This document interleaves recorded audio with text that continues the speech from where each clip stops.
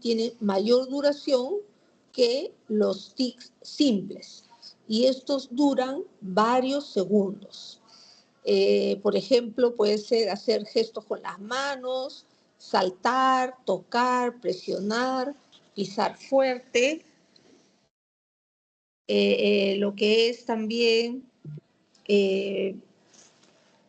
oliendo repetidamente un objeto, contorsiones faciales, puede ser retroceder pasos o girar cuando se camina, ¿no? O también puede ser poner en posición inusual el cuello, como sujetando el cuello, una posición tensada particular, ¿no? La copropraxia y la ecopraxia son considerados tics motores complejos. La copropraxia es un gesto repentino como un tic vulgar, sexual u obsceno. Y la ecopraxia es la imitación espontánea de los movimientos de otra persona, como si fuera un fenómeno en espejo como voluntario. Dentro de los tics vocales simples están los sonidos breves que no tienen sentido, ¿no? El aclarar la garganta, el mío es porque estoy ronca, pero hay gente que está ahí y de pronto tosen y siempre están haciendo ese sonido. Puede ser gruñir, oler, bufido o chirrido, ¿no? Y esto no tiene que ver en el lugar donde están. Les cuento que yo fui a un congreso, una conferencia de Tourette en Nueva York, que era justo en las Torres Gemelas, antes que lo eliminaran. Fui y era una conferencia sobre Tourette, que se llamaba The Piece of the Puzzle, o sea, la pieza del rompecabezas. Y estaba sentada ahí de lo más bien y de pronto, un ratito están llamando, voy a colgar.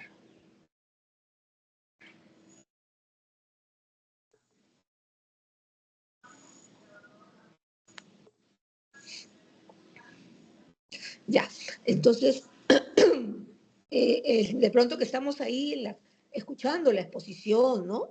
De pronto hubo un sonido como un ladrido de perro, ¡ah! Una cosa así fuerte. Y dije, bueno, por ahí, ¿no? Pasó un tiempo y otra vez más. Era una persona que tenía Tourette y que era miembro del público que estaba ahí. También tenemos los tics vocales complejos. Estos tics vocales complejos implican claramente lo que es el habla y el lenguaje. Es, por ejemplo, un ratito que me están mandando acá un mensaje.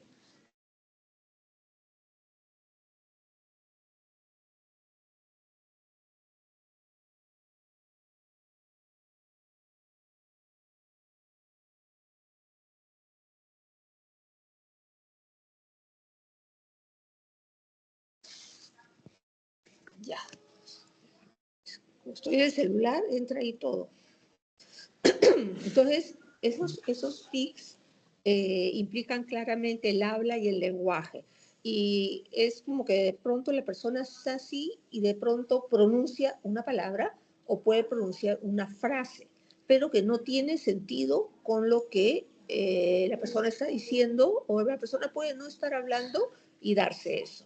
También los tics vocales complejos son bloqueo del habla. También los tics vocales complejos puede ser que de repente la persona esté hablando y de pronto aumente el énfasis del tono y el volumen del habla, pero que no tenga que ver con lo que está hablando, con el énfasis de lo que está hablando, sino que de pronto aumenta el volumen de esa manera, ¿no? Eso también son considerados tics vocales complejos. Luego están las lalias. Las lalias se le consideran tics vocales complejos. Uno es palilalia, ¿no? Que repite sus propios sonidos o palabras. Ecolalia es que repite el último sonido, la última palabra o frase oída. Y coprolalia es cuando de pronto están en una situación, en cualquier parte y tienen una expresión repentina e inapropiada de una palabra o una frase socialmente inaceptable, que puede ser obscenidades, puede ser insultos étnicos, raciales, religiosos específicos, y estos cuadros de coprolalia se encuentran en menos del 10% de los individuos que tienen tics, pero también se puede presentar. Entonces, vamos a hablar del Tourette, la enfermedad de Gilles de la Tourette, la enfermedad de los tics. Vamos a hablar un poco de la historia. El primer caso fue reportado por un médico francés, Itard. Eso fue en 1825. Él describió el caso de la marquesa de Dampierre, que era una mujer de la nobleza de esa época, que era muy importante en su tiempo, y la marquesa sufrió tics motores, tenía coprolalia y ecolalia desde los 7 años. Y Itard escribió: cuanto más ella crea que sus vulgaridades serán repugnantes, más ella es torturada por el temor de que las pronuncie. Y es precisamente esa preocupación que cuando ya no puede controlarlo, pone esas palabras en la punta de su lengua. Y esto tiene sentido en relación también a los tics. ¿Por qué? Porque si la persona tiene mayores niveles de ansiedad, los tics se acentúan. Y Georges Gilles de la Tourette, en el año 1885, un médico francés, describió 9 casos con el síndrome que ahora lleva su nombre. Y uno de estos casos que describió fue también la marquesa de Dampierre, pero ya a esa época tenía 90 años. Y a lo largo del siglo XX se pensó que Tourette tenía un origen psicógeno, pero las investigaciones más modernas han dado como resultado que hay cierta impresión inicial del Tourette como una condición hereditaria no progresiva, ¿no? Entonces, ¿qué es Tourette? Comienza con un tic motor simple en la cara, por ejemplo, puede ser parpadeando. Los tics persisten y se generalizan a otras partes del cuerpo y se produce que se incrementan y otros momentos disminuyen. Estas ondas de acentuación y disminución es típico de los cuadros de Tourette. A veces también pueden darse vocalizaciones, que puede ser olfatear, resoplar, aclarar la garganta, puede ser hacer un hipo o pronunciar palabras que no tengan sentido o palabras que no se puedan entender. Y estas se producen, lo típico es que se producen de pronto, sí, en forma explosiva. Otros síntomas de Tourette, los otros movimientos anormales o patrones que se puede presentar, puede ser tartamudeo, puede ser sacar la lengua, olfato de objetos, golpearse el pecho o el cuerpo, agarrarse los genitales, dar toques compulsivos, bruxismo o ecopraxia. ¿Cuáles son los criterios diagnósticos? Tener 2 o más tics motores, por ejemplo, para que pueda, por ejemplo, parpadear o encogerse los hombros, y al menos un tic vocal, que puede ser aclararse la garganta, tararear o decir una palabra o decir una frase. Aunque es posible que no todos estos ocurran al mismo tiempo, pero sí los debe tener. Y que estos tics los haya tenido al menos un año. Los tics pueden ocurrir varias veces en el día. Por lo general puede ser en ataque y son casi todos los días o a veces algunos días pueden no presentarlos. Otro de los criterios es que haya tenido tics antes de los 18 años. Otro también es tener síntomas que no se deban al consumo de medicamentos, o sea, que estos tics no sean producto de algún medicamento o drogas u otra afección, por ejemplo, convulsiones o enfermedad de Huntington o consecuencias de una encefalitis postviral. Ahora, la enfermedad de Tourette generalmente se encuentra y se dice que existe la tríada de Tourette. ¿Qué cosa es la tríada de Tourette? Es la combinación de 1, los tics de Tourette, 2, el trastorno obsesivo compulsivo, el TOC, y 3, el trastorno de déficit de atención e hiperactividad. Entonces, a estos 3, esta combinación se le llama lo que es la triada del síndrome de Tourette. ¿Cuál es el diagnóstico diferencial que tenemos que hacer de Tourette? Hay muchas personas que pueden tener tics transitorios y después pasa y desaparece, ¿no? También otro diagnóstico diferencial que tenemos que hacer es con defectos congénitos del sistema nervioso central, que puede ser prenatal o perinatal, anormalías del nacimiento.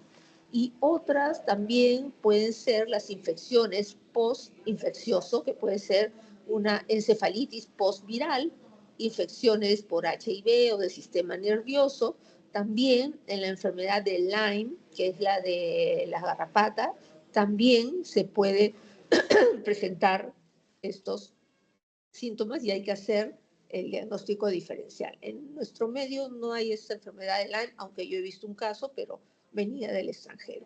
Y luego ahí dice PANDAS al último, pero que ahora le han cambiado y que ahora lo llaman PAS. PANDAS es el acrónimo de Pediatric Autoimmunologic Neurologic Disorder Associated a Streptococcus.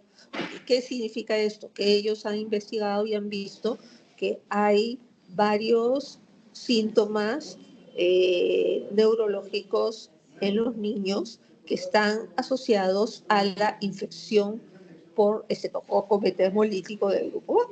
Entonces, ellos consideran y tienen su teoría que si la persona es infectada con el estreptococo en la garganta, así como puede dar otro tipo de cuadros, un grupo de familiares o personas que tendrían cierta predisposición tendrían esta reacción de tipo autoinmune. Entonces generarían anticuerpos antineuronales. Entonces, estos anticuerpos antineuronales irían a los ganglios basales de la persona y se presentaría este cuadro de patas.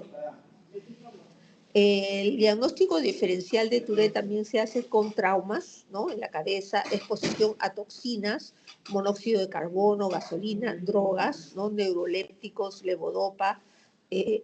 Cuando las personas suspenden opiáceos o suspenden anfetaminas o la motrigina, puede darse ciertos movimientos. Tics también hay que diferenciarlo de anormalidades cromosómicas X y XXY y también del síndrome de X frágil. Hay también que diferenciarlo de trastornos genéticos, ¿no? Como el síndrome de Rett, la neuroacantocitosis, la enfermedad de Haller-Borden-Spass, enfermedad de Wilson. Y también, si el paciente tiene un trastorno del espectro autista, puede ser algún manierismo o conducta que tenga, entonces también hay que diferenciarlo de esto.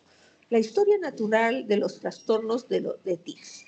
El 20 al 25% de las personas pueden desarrollar un tic transitorio en algún momento de su vida. Pero cuando tienen Tourette, lo que se presenta es que hay una exacerbación, se aumentan los tics en la época prepuberal, en la época postpuberal como que se atenúan un poco y se estabilizan en la edad adulta. ¿Cuál es la epidemiología de Tourette? En todas las razas y grupos étnicos se ha encontrado que hay Tourette. Se desconoce la exacta prevalencia. ¿Por qué? Porque ha sido subdiagnosticado y es poco reportado en los estudios epidemiológicos. Por ejemplo, hay un estudio israelí de más de 28.000 reclutas que ellos hacen su evaluación entre los 16 y 17 años y encontraron en ese grupo una tasa de 4.3 por 10.000 y encontraron más frecuente en varones que en mujeres, un 4.9 en varones y 3.1 en mujeres. Hay otro estudio que se hizo en Estados Unidos, al suroeste de Estados Unidos, y ahí no fueron chicos tan grandes de 16 a 17 años, sino fueron más pequeñitos, ¿no? Niños de 9, 11 y 13 años. Y ahí se encontró que había una prevalencia mayor, una prevalencia de 10 en 10.000. El DCM4, por ejemplo, reporta una prevalencia de 3 a 5 por 10.000 en niños y en adultos de 1 a 2 por 10.000. ¿Cuál es el tratamiento para la enfermedad o síndrome de Tourette? Si el paciente tiene un cuadro leve, puede no requerir medicación y manejar los tics si es que no ocasiona mayores problemas. Se puede utilizar también los alfa-2 agonistas, que es la guanfacina, Telex, no tenemos acá en Perú, y otro es la cloridina, que es el catapresan, que antes había en el Perú, que tampoco hay ahora. Esos dos medicamentos se pueden utilizar para atenuar los síntomas de Tourette. Otros agentes que también se pueden usar es la metoclopramida, que es un antagonista D2, pero que no tiene propiedades antipsicóticos, ¿no? Casi todos los antipsicóticos son antagonistas D2, pero este no tiene las propiedades antipsicóticas, ¿no? La metoclopramida. Y la pergolide, que es una agonista de la dopamina. Acá en Perú anteriormente había el ORAP, que se llamaba ORAP y ORAP Forte, Pimoside, el compuesto, es un antipsicótico.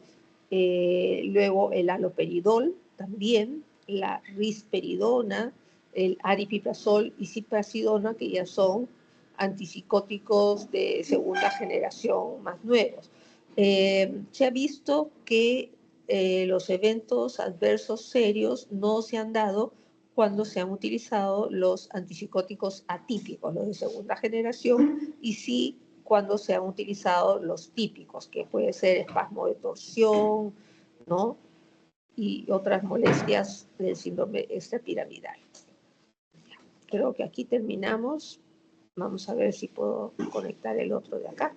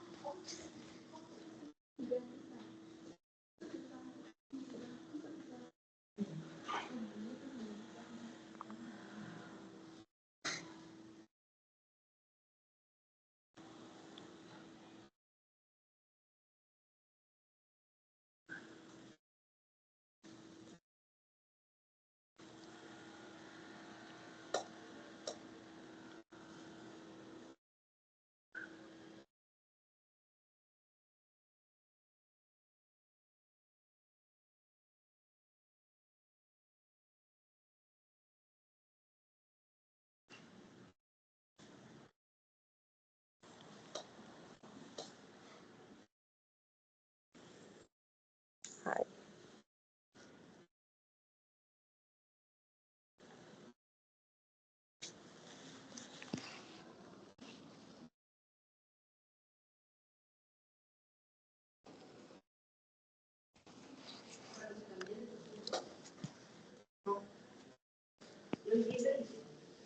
Ayer fue 20. ¿No lo cambiaste? No, pero sigue ahí. Ah, sigue ahí. Sigue ahí, digo.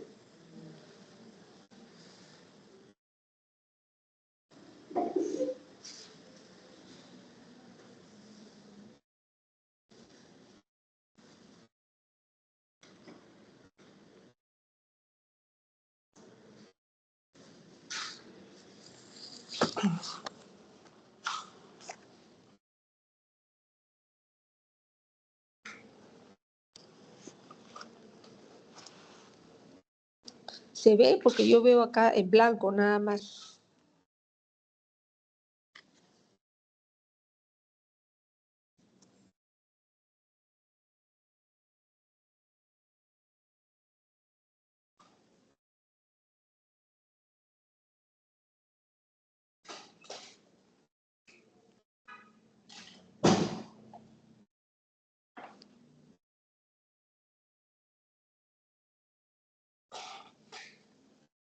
Ya, ahora sí se ve.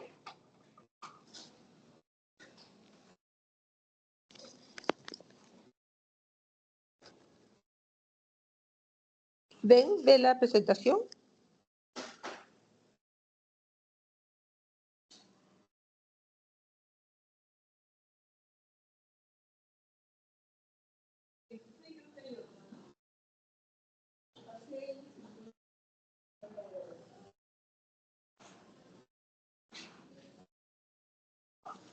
No me contestan. ¿Se ve?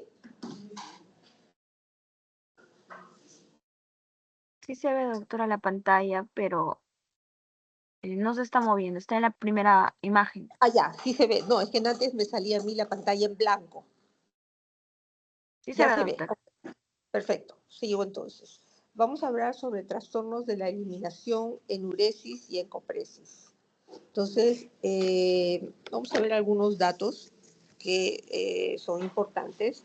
Cuando hablamos de enuresis, es que es la incapacidad para controlar de forma voluntaria la emisión de orina. Y cuando hablamos de encopresis, es cuando hay incapacidad de controlar de forma voluntaria las heces en el tiempo que se considera normal, ¿no? Porque el niño cuando nace, al principio todavía no tiene el control de los esfínteres. Generalmente, cuando hay enuresis o encopresis, vemos que esto se puede dar aislado, asociado entre sí, o puede ser con otras enfermedades. Más o menos está normado, no porque tenga que ser, sino que es una fecha que se ha puesto que el niño a partir de los 5 años, si es que presenta la omisión de orina y no la puede controlar, entonces estamos hablando de enuresis. Por otro lado, si al niño se le castiga o recrimina, también puede aparecer en ellos sentimientos de culpa o ansiedad. El que la persona o el desarrollo del niño alcance el control de esfínteres anal para las heces y vesical son hitos que se consideran en el proceso de maduración infantil y que deben ser logrados en un rango de tiempo. Generalmente, cuando se presentan estos cuadros, habitualmente son de causa funcional. Ahora, es diferente a la incontinencia urinaria o fecal, que son por causas orgánicas. Entonces, cuando hablamos de enuresis, es emisión involuntaria de la orina. Y cuando hablamos de enuresis nocturna, es cuando hay la emisión involuntaria durante el sueño, después de la edad que se considera normal para el control de esfínteres, que son los 5 años. Cuando hablamos de enuresis diurna, es la pérdida involuntaria de orina mientras la persona está despierto. Generalmente en estos casos es más probable que haya una alteración anatómica o biológica de fondo. Cuando hablamos de enuresis primaria, es cuando el niño ha comenzado su desarrollo y no ha alcanzado la continencia. Entonces, no ha alcanzado la continencia por periodos prolongados. Entonces, no podemos hablar de enuresis de secundaria, sino porque nunca ha logrado tener la continencia. Y cuando hablamos de enuresis secundaria es cuando el niño, después de un periodo de por lo menos 6 meses, ha tenido el control de los esfínteres, se produce un periodo donde hay enuresis, ¿no? Entonces ahí estamos hablando de lo que es enuresis secundaria. Se ha visto que el 15% de los niños de 5 años presentan enuresis nocturna, de toda la población de niños. Del 5 al 10% de los niños de 10 años continúa con enuresis. Y ya de adolescentes solamente el 1% presenta enuresis. Y como yo les decía, para hablar de enuresis es cuando hay esta incontinencia urinaria después de los 5 años. Esta edad ha sido considerada por consenso como la edad normal para controlar la adicción durante el sueño. Vamos a hablar algo de etiopatogenia de enuresis. Está condicionado por múltiples factores genéticos, orgánicos y funcionales. Nosotros sabemos que el desarrollo del niño, a los 4 años, el niño ya tiene el patrón miccional del adulto, ¿no? Entonces ya puede controlar sus esfínteres. Hay ciertos factores genéticos que están involucrados. Por ejemplo, si ambos padres tienen historia de enuresis, entonces el 77% de sus hijos también la tendrá. Si uno de los padres tiene historia de enuresis y el otro no, el 44% de sus hijos tendrá enuresis. Y si ninguno de los dos han tenido enuresis, el 15% de los hijos lo tendrá, que es el estándar o la cantidad normal que se encuentra en la población, ¿no? Ahora, hay ciertos factores que pueden influir. Son capacidad vesical funcional más pequeña que tenga ese niño en comparación con otros casos controles. También se ha relacionado con la secreción de hormona antidiurética. Se ha dado también ese tipo de problemas de enuresis cuando hay retardos o retrasos madurativos. También es importante descartar si es que ese niño que presentó la orina ha presentado convulsiones durante el sueño, porque durante una convulsión también se puede relajar el esfínter. Y también factores psicológicos. En algunos niños puede ser esto factores o manifestación de algunos rasgos de su personalidad.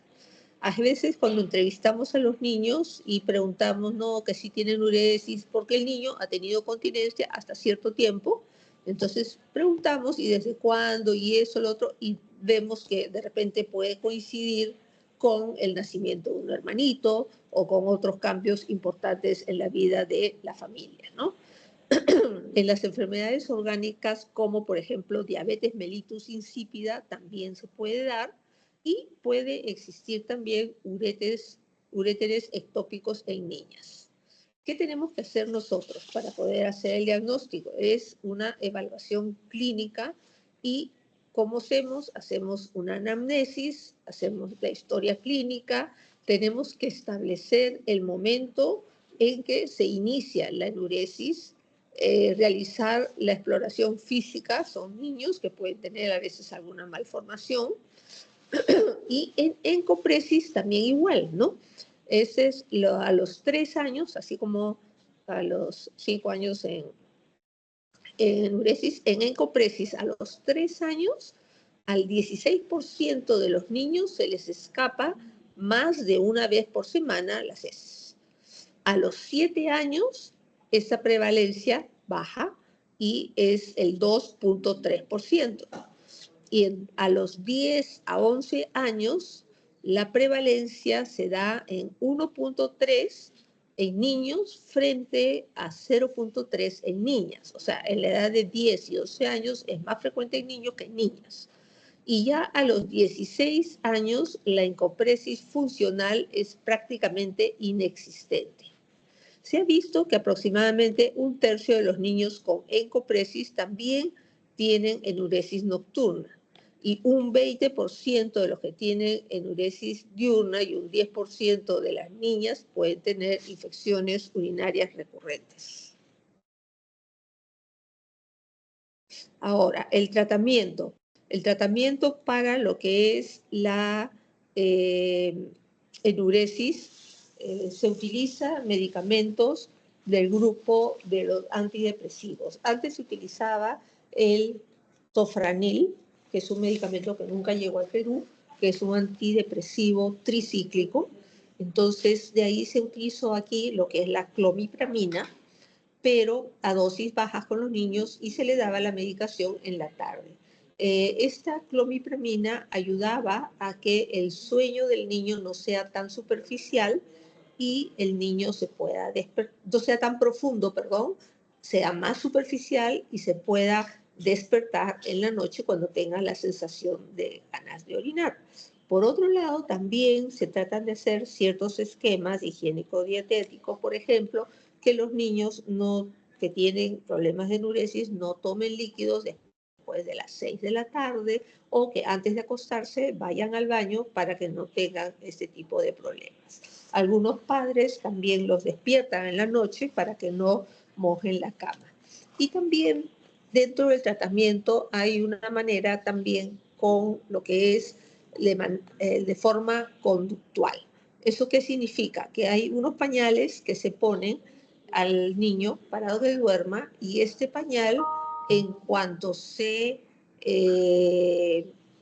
moja por la orina, entonces suena un timbre, ¿no? Entonces eso lo despierta y se va haciendo una reacción al sonido y de esa manera se puede dar. Después, en lo que es la encopresis, generalmente pasa. Yo he visto varios niños jóvenes que han tenido encopresis, que ha habido a veces problemas familiares, a veces el papá con cáncer que ha fallecido, o problemas entre la mamá y la familia del papá. Hace poco vi a un niño que yo lo había visto de niño y ahora ha ingresado a la universidad. Le han hecho una evaluación y le han pedido que le hagan un informe de psiquiatría. Entonces me buscó y este niño iba por encopresis, que mejoró y tenía bastante ansiedad y ahora después, efectivamente, como dice la literatura, en la adolescencia desapareció lo que es la encopresis, ¿no?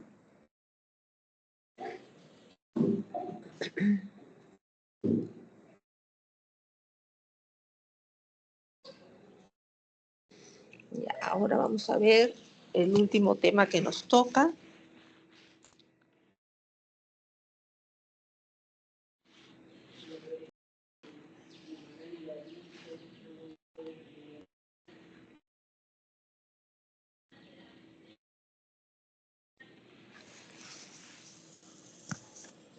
Ya, sí se ve, ¿no? Vamos a hablar sobre retardo mental. El retardo mental es un desorden heterogéneo que consiste en que el funcionamiento intelectual está debajo del promedio y hay alteraciones en los esquemas adaptativos que se presentan en una persona, pero esto tiene que darse antes de los 18 años. Tiene influencia genética, ambiental y factores psicológicos para que se dé un cuadro de retardo mental. Las personas con retardo mental no son todas igualitas. Es un grupo de personas heterogéneas que tienen un nivel de funcionamiento debajo del promedio y también se adaptan diferente. Lo que sí, las personas que tienen retardo mental son de alto riesgo para desórdenes mentales comórbidos de otro tipo, más que la población general. Hay algunos conceptos básicos que hay que tener. El retardo mental no es una enfermedad específica. El término se refiere a un síndrome conductual que describe el nivel del funcionamiento de la persona en diferentes dominios. Como les dije, no es un grupo homogéneo de personas, pero hay un amplio espectro de habilidades, de presentaciones clínicas, patrones de conducta. Y las personas con retardo mental no tienen un patrón de conducta o una condición peculiar, ¿no? Otra cosa más es que las conductas maladaptativas pueden estar relacionadas con experiencias de la vida o pueden ser también un síntoma de una enfermedad comórbida que existe con el retardo. Los desórdenes mentales en las personas con retardo mental son las mismas que se ven en la población general, pero tienen mayor riesgo de presentar comorbilidad. Entonces, el retardo mental describe el nivel del funcionamiento intelectual y adaptativo de una persona bajo el punto de corte, que no es normal, pero que es un punto de corte que arbitrariamente se ha escogido en relación al promedio del funcionamiento de la población.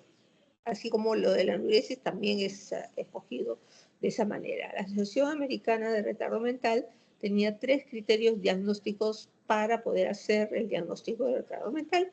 1, que el funcionamiento intelectual esté bajo el promedio. 2, que haya compromiso en la conducta adaptativa. Y 3, que esto se haya iniciado durante el periodo del desarrollo. Luego, después fue cambiada y se habló que para hablar de retardo mental debería estar 2 desviaciones estándar, o sea, y el punto de corte es 70. Y antes se consideraba antes se consideraba la categoría de retardo mental borderline, que era entre 71 y 84, y ahora ya solamente quedan 4 categorías. Ese es un problema porque si bien es cierto, puede tener un coeficiente intelectual 71, 72, 73, no va a poder aprender con la misma facilidad que otros jóvenes que tienen coeficiente intelectual 84 para arriba, ¿no? Y esto hace que estos niños se sientan menos en las clases. Entonces, para ellos, por ejemplo, no puede ir a un colegio especial de retardo mental porque ellos están sobre el puntaje de retardo mental. Pero a un colegio normal tampoco, porque se van a sentir atrasados y menos, ¿no? Entonces, hay algunos colegios que se dedicaban a los niños con problemas de aprendizaje y que estaban en entre estos rangos, ¿no? Y de ahí ya quedaron las 4 categorías. Y se habla de retardo mental leve, que es entre 50, 55 hasta 70, ¿no? Retardo mental moderado, con el coeficiente intelectual de 34, 50, 34, 40 hasta 50, 55. El severo, que ya es de 20, 25 a 35, 40. Y el profundo, que ya es menor de 20, 25. Cuando hablamos de la epidemiología de retardo mental, vemos que hay una prevalencia que es cercana al 1%. Es 1.5 más común en hombres que en mujeres.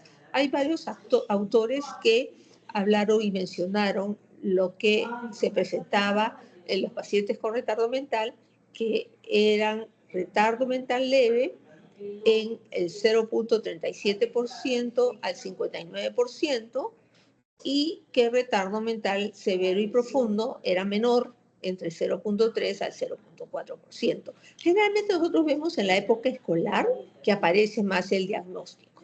¿Por qué? Porque es cuando los niños van al nido, van al colegio y es cuando se nota, ¿no? Cuando son adultos, por ejemplo, van creciendo y son adultos, ya se pierde el diagnóstico si es que este niño o joven ha tenido conductas adaptativas, ¿no? Hay comorbilidades que hay que tener en cuenta, que son problemas con el sistema nervioso central. Esto es más cuando el retardo es severo. Se pueden asociar convulsiones en un 15 a 30%. Puede haber parálisis cerebral y otros problemas motores entre un 20 al 30%. Y también puede haber compromisos. Me logré.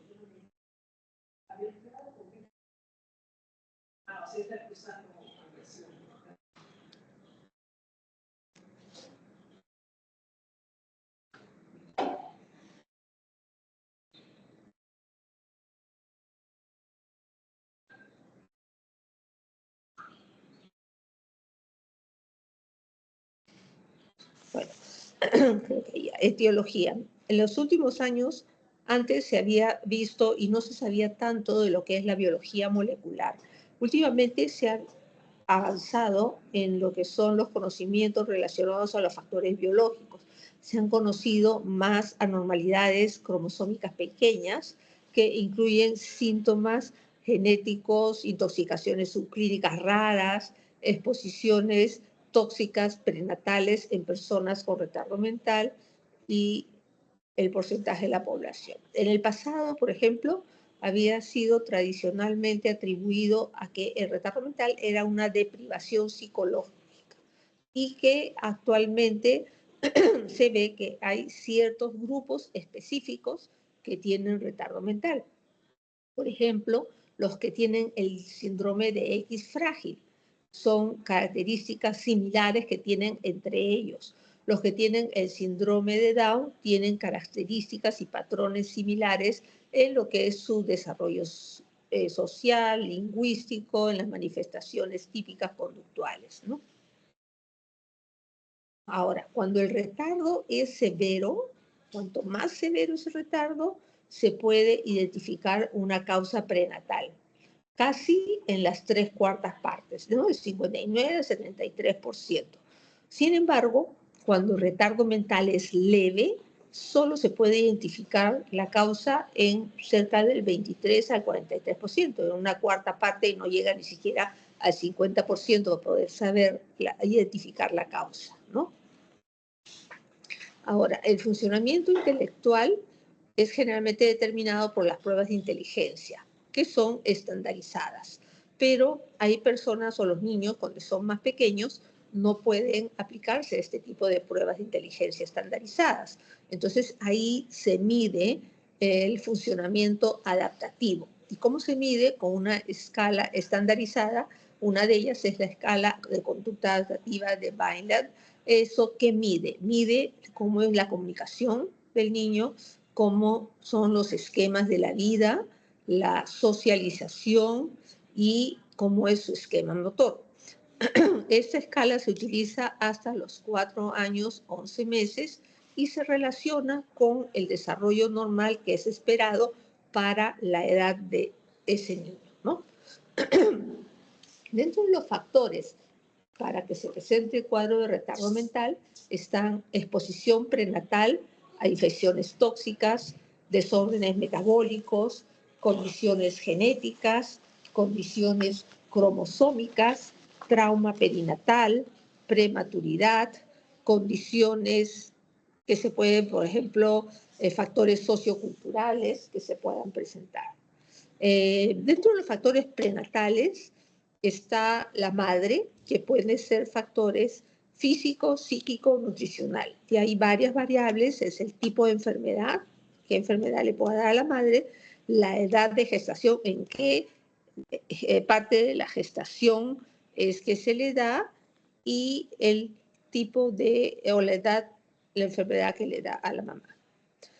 Dentro de los factores prenatales tenemos lo que es la rubiola, citomegalovirus, sífilis, toxoplasmosis, herpes simples, el HIV, el síndrome alcohol fetal, y también exposiciones a tóxicos que son prenatales. Dentro de lo que son los factores perinatales está considerado lo que es la hemorragia intracraneal. Y dentro de los factores adquiridos pueden ser infecciones, traumas, daño cerebral cuando hay golpes, y también se habla de factores socioculturales. Como les decía, se conoce la causa de cerca del 75% de las personas que tienen retardo mental severo, y la causa aparente solo en el 50% de las personas que tienen retardo mental leve. Ahora, en las personas que tienen funcionamiento intelectual limítrofe, no se conoce la causa en 75% de ellas. Hay algunos desórdenes que son asociados con retardo mental moderado, con, por ejemplo, los síndromes cromosómicos y cromosomiales, el síndrome de Down, que es el más estudiado, el síndrome de X frágil y la fenilcetonuria, ¿no? Que son, ahí se hacen pruebas para poder detectar en los recién nacidos. También pruebas tiroideas para evitar que se presente alteraciones de retardo mental en el niño, ¿no? Los grupos que tienen bajo nivel socioeconómico parecerían presentar más casos de retardo mental leve, pero no se sabe cuál es la significancia de eso. Los conocimientos actuales sugieren que hay factores genéticos, factores biológicos, ambientales y psicosociales, y que todos estos factores trabajan sumándose para que se presente el cuadro de retardo mental.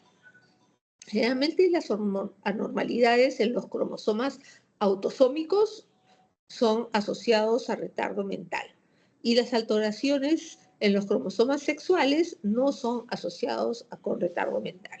Vamos a hablar brevemente del síndrome de Down, que es el más estudiado y discutido en relación a retardo mental, descrito por Langdon Down en 1866, y que tiene ciertas características físicas y que está asociado a su funcionamiento mental. La causa no se conoce. Sin embargo, hay algunas predisposiciones de lo que se menciona como la edad avanzada de los padres y exposición a rayos X. También se ha visto que esto se presenta en incidencia del 1% en cada 700 nacimientos en Estados Unidos. Pero nosotros no podemos compararnos con otros países, porque recuerden que en otros países se puede hacer las pruebas genéticas y puede terminar el embarazo si es que hay alguna alteración genética. Acá en Perú nosotros no está permitido eso, ¿no? Ahora, dentro de lo que se pensaba antes, el síndrome de Down, se vio que habían tres tipos de alteraciones cromosomiales, ¿no? Sabemos que es la trisomía del par 21, que hay 47 cromosomas y un extra 21, y se ha visto que esto generalmente el cariotipo de la mamá es normal. Pero también hay otro grupo de niños con síndrome de Down que tienen mosaicismo, es decir, tienen células anormales y células trisómicas, donde se ve que por algún motivo no se dio la separación luego de la fertilización en algún momento de la división celular.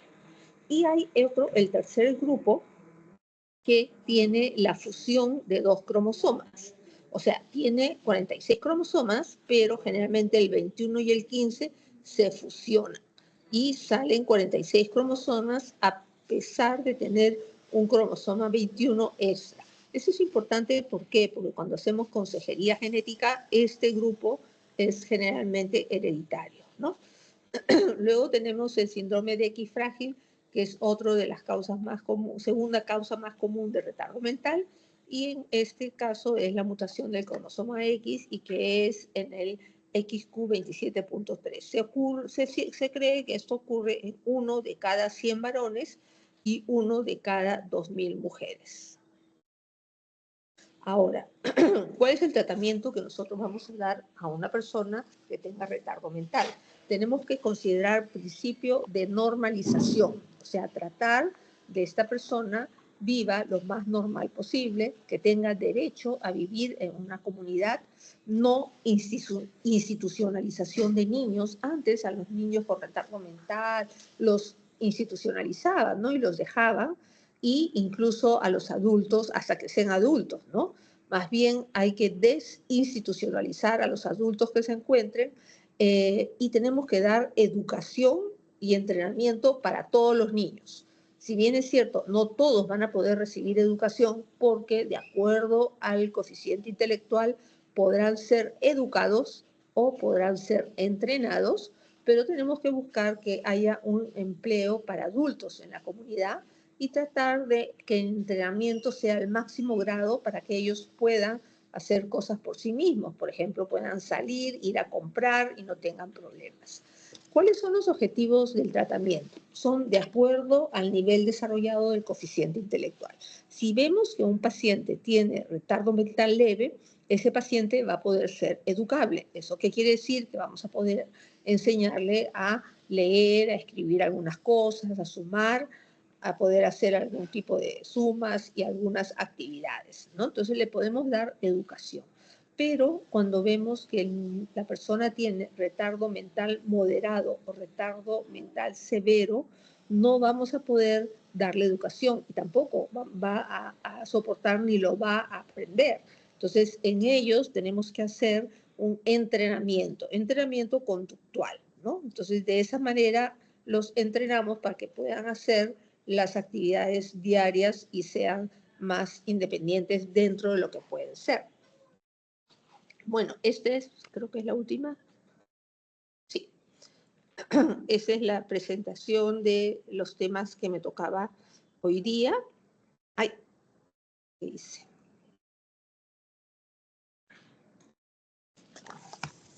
Entonces,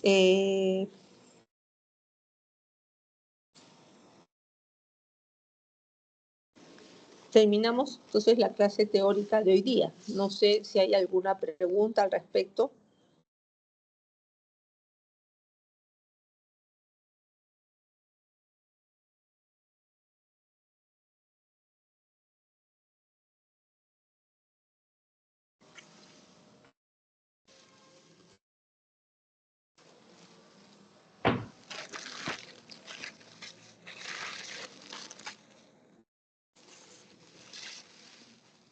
¿Nada?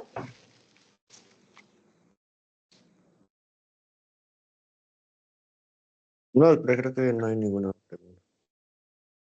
Yo pensé que ya se habían ido todos. Ok, muy bien. Entonces, con eso terminamos la clase de los temas que tocaban hoy día. Bueno, hemos adelantado, ¿no? Sí, doctora, gracias. Más bien, doctora, quería pedirle si me podría facilitar sus diapositivas, por favor. Ya, te lo voy a pasar por WhatsApp, Perfecto, doctora, muchas gracias. ¿ya? De la pasada y de esta también, todo. Sí, muchas gracias, Ujú. doctora. Ok, muy bien. Hasta luego. Hasta luego, doctora. Cuídese, muchas gracias. Hasta luego.